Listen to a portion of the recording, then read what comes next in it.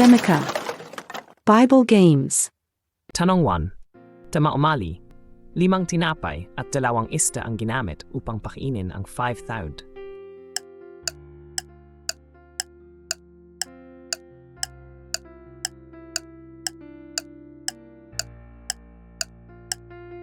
Ang sagot ay tama.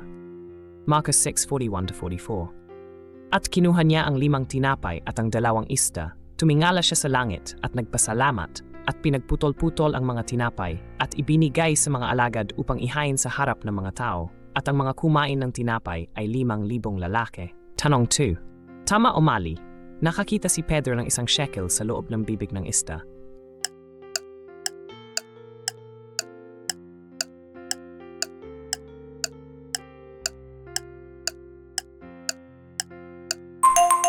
Ang setats. Mateo 7. Gayunpaman, upang hindi sila masaktan, pumunta ka sa dagat at maghulog ng kawit at kunin ang unang isda na umaahon. At kapag binuksan mo ang bibig nito, ay makikita mo ang 1 siklo. Kunin mo iyan at ibigay mo sa kanila para sa akin at para sa iyong sarili. Tanong 3. Tama o mali, ang 10 utos ay iningatan sa kaban ng tipan?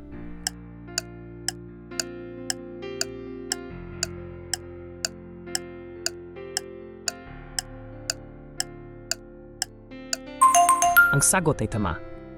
Deuteronomio 10. Pagkatapos ay tumalikod ako at bumaba mula sa bundok at inilagay ang mga tapyas sa kaban na aking ginawa.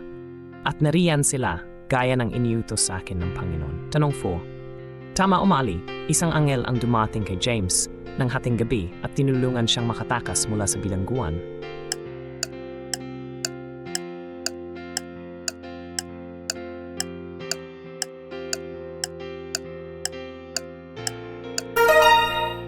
Ang sagot ay mali. Gawa 12:7. At narito, ang 1 anghel ng Panginoon ay nakatayo sa tabi niya, at 1 liwanag ang sumikat sa loob ng selda. Hinampas niya si Pedro sa tagiliran at ginising, na sinasabi, "Bumangon ka kaagad." At ang mga tanikala ay nahulog sa kanyang mga kamay. Tanong 5.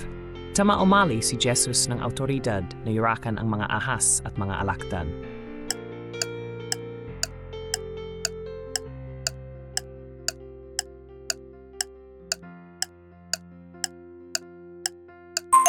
Ang sagot ay tama. Lucas 10:19. Narito, binigyan ko kayo ng kapamahalaan na yurakan ng mga ahas at mga alakdan, at sa ibabaw ng lahat ng kapangyarihan ng kaaway, at walang makakasakit sa inyo. Tanong 6. Tama o mali? Sinabi ni Solomon, ang buhay na langgam ay mas mabuti kaysa sa isang patay na leon.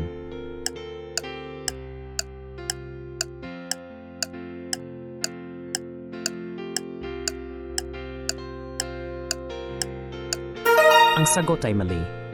Ecclesiastes 9:4. Ngunit siya na kasama ng lahat ng nabubuhay may pag-asa, sapagkat ang buhay na aso ay mas mabuti kaysa patay na leon. Tanong 7. Tama o mali? Sa aklat ng pahayag, 1 tabak na may 2 talim ang lumabas sa bibig ni Jesus.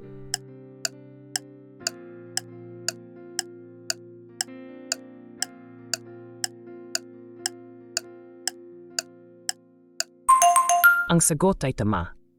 Apocalypse 1:16. Sa kanyang kanang kamay ay may hawak siyang 7 bituin. Mula sa kanyang bibig ay lumabas ang 1 matalas na 2 talim na tabak, at ang kanyang mukha ay parang araw na sumisikat ng buong lakas. Tanong 8. Tama o mali, ang mga ni Pedro ay nakapagpagaling ng mga may sakit?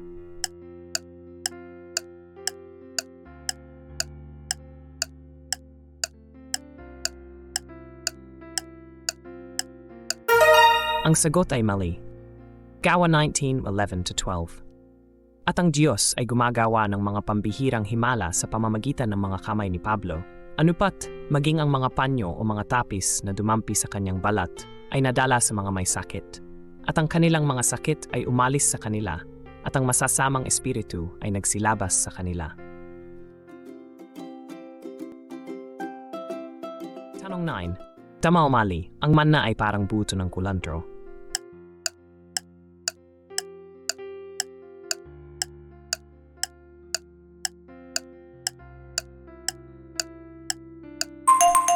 Ang sagot ay tama. Extra 631. Ngayon, tinawag ng sambahayan ni Israel ang pangalan nito na manna. Ito ay parang buto ng kulantro, puti, at ang lasa nito ay parang manipis na pulot-pukyutan. Tanong 10. Tama o mali?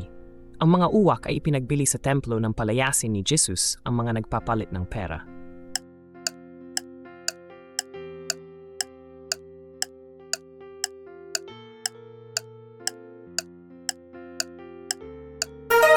Ang sagot ay mali. Juan 2:14. Nakita niya sa templo ang mga nagtitinda ng mga baka at tupa at kalapati at ang mga mamamalit ng pera na nakaupo roon. Tanong 11. Tama o mali, tinalo ni Saul si Goliath.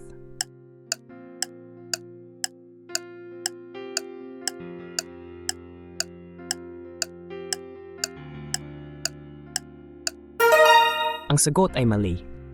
1 Samuel 21:9. Ang tabak ni Goliath na Filisteo na iyong pinatay sa libis ng Ela, narito na babalot ng tela sa likod ng epod.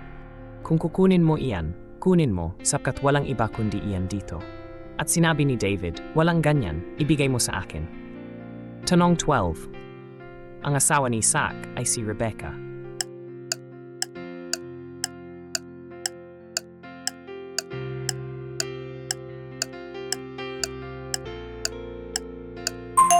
Ang sagot ay tama.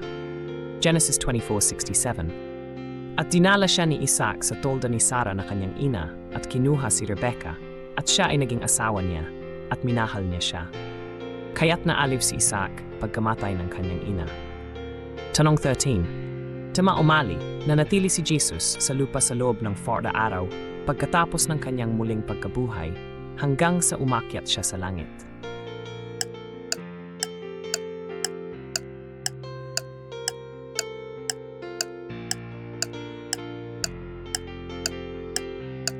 Ang sagot ay tama. Gawa 1:3. Ipinakita niya ang kanyang sarili na buhay sa kanila pagkatapos ng kanyang pagdurusa sa pamamagitan ng maraming mga patunay na nagpakita sa kanila sa loob ng 40 araw at nagsasalita tungkol sa kaharian ng Diyos. Tanong 14. Sinabi ni Jesus, huwag maghagis ng pagkain sa harap ng baboy.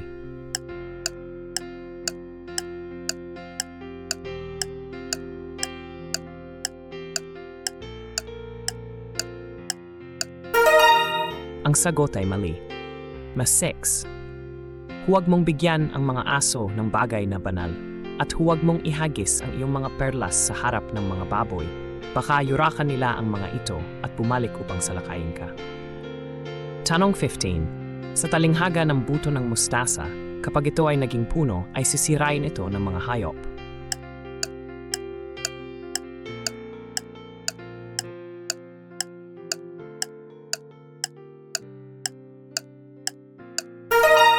Ang sagot ay mali.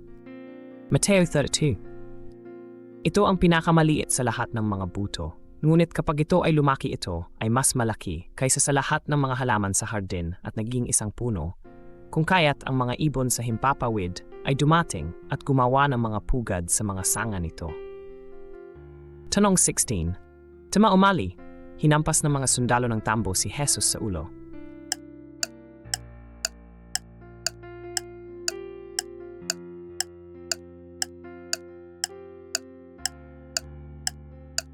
Ang sagot ay tama. Mateo 27:30. At niluraan nila siya at kinuha ang tambo at hinampas siya sa ulo. At ang bayan ng Diyos ay nagsabi, Amen. Huwag kalimutang mag-subscribe, magbahagi at mag-like sa video na ito. Maging isang pagpapala sa iba. Bawat like at pag-share ay tumutulong sa atin na ikalat ang Ebanghelyo. Mangyaring mag-iwan din ng komento sa ibaba. Pagkatapos, bisitahin ang aming channel page. Mayroon kaming higit pang mga video upang pagpalain kayo, mga Bibliyang quiz at laro, mga pelikula, mga dokumentaryo, mga himala at mga patotoo, isang araw-araw na plano ng pagbasa sa Biblia, mga dasal, mga aral, mga video para sa mga Kristiyanong bata, musika, at marami pang iba. Pagpalain ka ng Diyos.